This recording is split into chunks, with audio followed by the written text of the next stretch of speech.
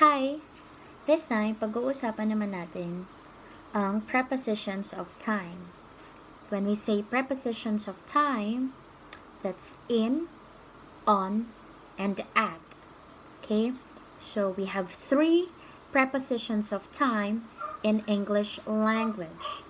And karamihan sa atin ay naguguluhan o nalilito, kailan ba dapat gamitin yung in, kailan ba dapat gamitin yung on, at kailan ba dapat gamitin yung at. We cannot deny the fact na napaka-tricky talaga when to use in, on, and at. And the reason behind that is because in our own language, Filipino language, kokonti lang kasi yung prepositions na ginagamit natin.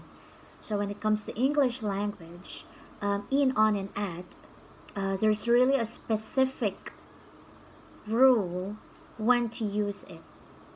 So whenever we write emails or letters, formal writings, dumadating yung point na kunwari itatype na natin siya sa computer or we are writing it, handwritten, yung mapapaisip ka na lang, ano ba yung tama? Is it in? Is it on? That's true, right? Real talk yun.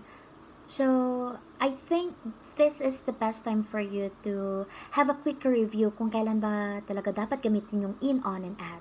So, for this time, I will definitely try to give my best so that I can explain to you kung paano ba talaga gamitin or kailan ba dapat gamitin yung prepositions of time, in, on, and at. I think the best way for you to better understand it is to make use of what we call prepositions of time triangle method. So, may tinatawag tayong triangle method. And I think by just looking at this picture, mas magiging madali para sa inyo intindihin kung kailan ba dapat gamitin yung in, on, and at. Ito po yung example ng preposition of time triangle method. So, this is an inverted triangle, right? So, we have the word in on top. Then we have the word on. The last one, we have the word at. So, what have you noticed? Anong napapansin nyo? So, if you notice, the word in covers the biggest area of the triangle. Diba? Mas malaki yung area na nako-cover ng in sa ating triangle.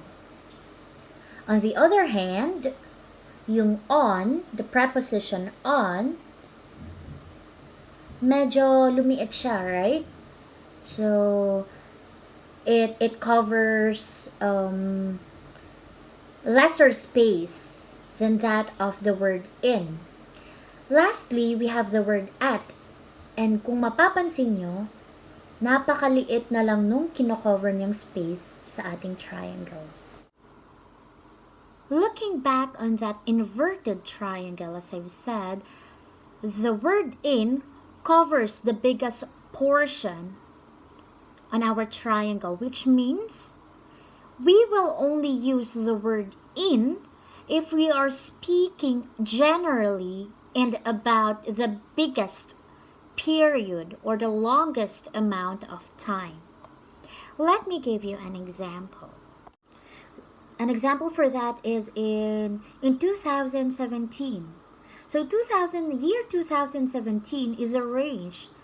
Period siya. So napaka-general. It's yung period ng 2017 is from January to December 2017. So if you are trying to make a sentence out of it, pag sinabi mong in 2017 I got my first car, ganon. So kung it's like napaka-general ng sinasabi mo. It may be on January, it may be on the month of February, it may be on the month of November, basta within the year 2017 because 2017 has 12 months. So, general siya dun sa sentence mo, hindi mo sinasabi kung anong month siya. Okay? To make it short, it's like hindi ka nakakapagbigay ng definite time. It's indefinite. Hindi specific. Since ginamit natin yung 2017, hindi ka sure, basta within or pasok siya doon sa year 2017. Kahit anong month yon. Kasi nga, may period yung 2017 from January to December. Ngayon naman pag-uusapan natin yung preposition on. So, as I've said, yung preposition in, napaka-general niya. Hindi siya definite. Ngayon, the word on, the preposition on, is a little bit more certain. Okay? More certain. For example, we can say December 2017. So, kanina, sinabi lang natin 2017. So, there's 12 months. There are 12 months in a year. Okay? For the year 2017, may 12 months. So, you have to guess, kailan ba doon? February ba? March ba? August ba? September ba? Hindi siya definite. But now, we will use the word on, we will use the preposition on, kasi medyo certain na siya. A little bit more certain. So, pwede mong sabihin December, you can be more specific by stating the month. Other than that, you can say on Tuesday. So, in a week, see, I use the word in. Kasi week siya, range siya. Week, in a week, there's 7 days. So, you will say in a week. In a week, and then I will say, gagamitin mo na yung on, preposition on, if you will be specific kung anong day of the week. You can say Thursday, Wednesday, Saturday.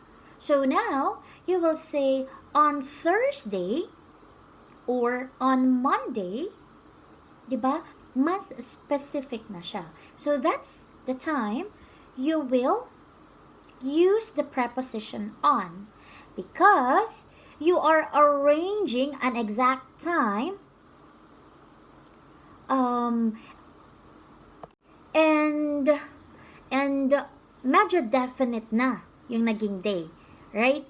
So, unlike kapag sinabi mo lang in 2017 or kapag sinabi mo lang in December, so, kailan sa December, right? Because there are 31 days in December. We're talking about period. But kapag sinabi mo ng on, there's already a specific date or date to that. Okay? Now, going back on our triangle, if you have noticed, napakaliit ng portion na kino-cover ng preposition at. So, do you have an idea bakit? May idea na ba kayo? So, if you are thinking na at is covering the smallest portion of the triangle because it's the most specific time, then you're correct. Okay? So, on our table, the preposition at covers the smallest portion of our triangle. That means that we use the preposition at if we want to be very specific with the time. Very specific. Okay? So when we say very specific, we can say at 4 o'clock. At 7 o'clock. Very specific, right? Okay? So alam mo na. Alam mo na. Unlike if we just say in 2017, anong araw? Right? Anong araw? Or kapag sinabi mo lang on September, kailan sa September? Now, for the time, you can give the exact date. So, it's like you're saying, I'll see you at 8 o'clock in the evening. So, very specific, right? So, I'll see you in December. That's on Monday at 8 o'clock. You see the difference? So, alright, with that, I'm giving you a sample sentence using the 3 prepositions of time, in, on, and at. Okay, so take note. For example, I may say, I'm getting married at 5 o'clock on the 4th of December in 2020. Okay, so if you have noticed, ginamit ko yung at, stating the time because that's very specific. At 5 o'clock, very specific. That's the hour of the day. That's the hour of the day. And then I used the preposition on December because that's a little bit more definite with the time. And then I used the word in before the year because the year that's the period or that's the range. Okay, so again, a sample sentence for that is, I'm getting married at 5 o'clock on the 4th of December in 2020. Okay, again, so let's do a quick recap. We use the preposition in if we're talking about a range or a period of time, which is not specific, very general, okay, generalized. So it may mean century, it may mean decade, it may mean years or months or weeks, okay? So in a century, there's 100 years. So within that 100 years, inside that 100 years, century, we can say in 21st century, okay? Or if we talk about years, okay, in 2018, okay, so there are 12 months in the year, hindi siya, 12 months in the year, hindi siya specific. Or we can say, in December, okay, so kapag sinabi mo lang, in December, kailan sa December? Because in December, there's 31 days, hindi din siya specific. It covers a period. It may be from December 1 to December 31. It's a period. Next is weeks, okay? Kapag we're talking about a week, then in, pasok pa rin siya sa preposition na in because in a week, there's 7 days, okay? So within that time period, okay? 7 days in a week, okay? Next, the preposition on. If we talk about specific date, so we can say Friday, Saturday, okay, or specific date, happening, occasion, say for example, on my birthday, on Christmas Day, mas specific na yung date, right? Okay, or you will also say on, say for example, on the 5th of December, okay? So, on the 5th of December, mas definite na siya, mas specific na siya, a little bit more certain na siya kasi binigay mo yung date sa December, okay? So, again, on, if that's already the day, okay? The day. Now, at, we use the preposition at if we talk about hour. Okay, very specific na siya. Napaka-specific na siya sa time. So, we will say at 4 o'clock. Okay? At noontime. You can say that. At noontime. Okay? Kasi noontime, time pa rin yun. Specific pa rin. Which means 12 o'clock. Okay? 12, noontime. Okay? At 7 a.m. At 11 a.m. Okay, so we use at if that's the specific hour of the day. Okay, that's the end of my video for today. I hope you learned something. This is very important. Sana i-apply nyo po yung natutunan nyo sa akin.